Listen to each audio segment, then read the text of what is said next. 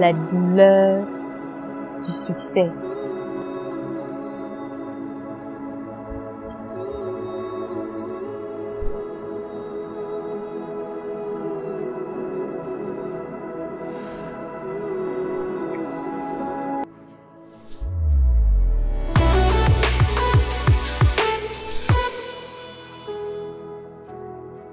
Aujourd'hui, je veux m'adresser particulièrement à toi, puis à toi, parce que c'est important pour moi.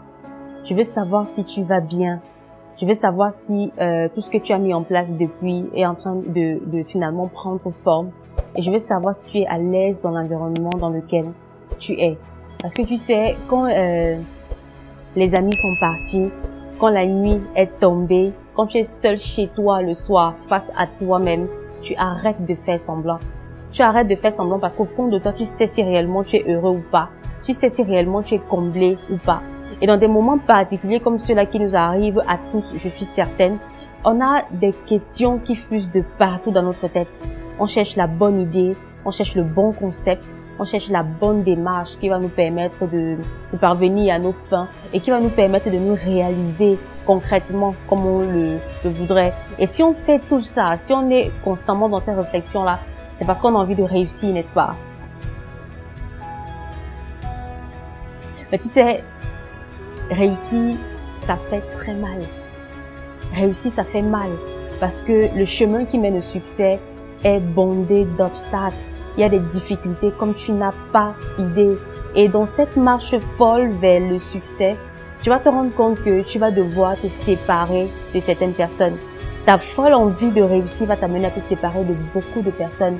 Des personnes qui à un moment donné ne vont plus partager les mêmes objectifs que toi. Des personnes qui seront hyper négatives dans ton environnement. Des personnes pessimistes. Des personnes paresseuses. Et dans la même démarche, il y a des endroits que tu ne vas plus fréquenter. Tu vas te lier d'amitié avec certaines personnes qui vont te rapprocher le plus possible des objectifs que tu veux atteindre. On est d'accord?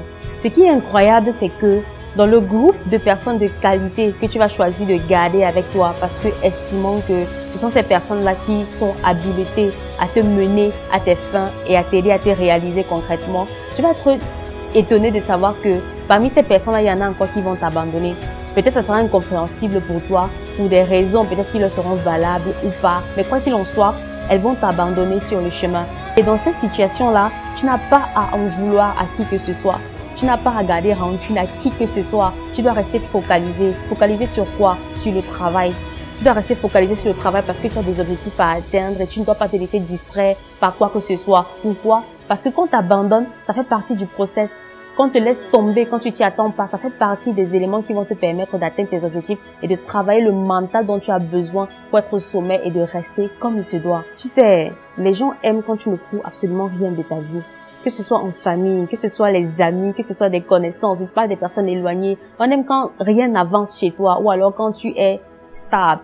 Il n'y a pas de changement, il n'y a pas de pic dans ta vie. Si tu commences à te concentrer sur quelque chose de vraiment utile, on trouve que tu te prends la tête ou alors que tu te donnes des ailes.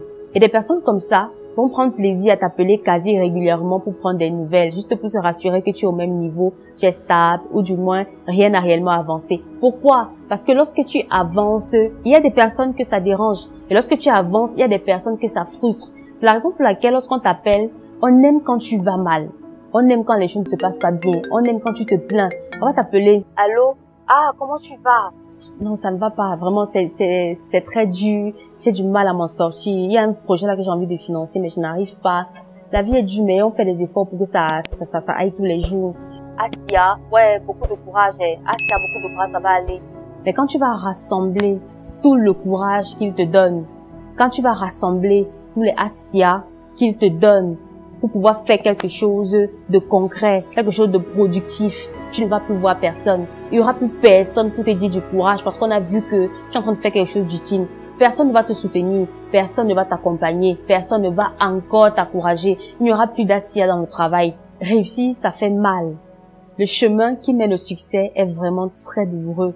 Mais je t'assure que après, il y a des cicatrices qui restent et qui te donnent envie de regarder tous les jours. Parce que chaque cicatrice que tu regardes marque un pas que tu as posé, une victoire que tu as dû réaliser. C'est la raison pour laquelle il est important pour toi de célébrer chaque victoire, parce que c'est le fruit d'un effort, c'est le fruit d'une conviction qui t'a amené à ne pas abandonner quand tout le monde pensait que tu ne vas pas y arriver.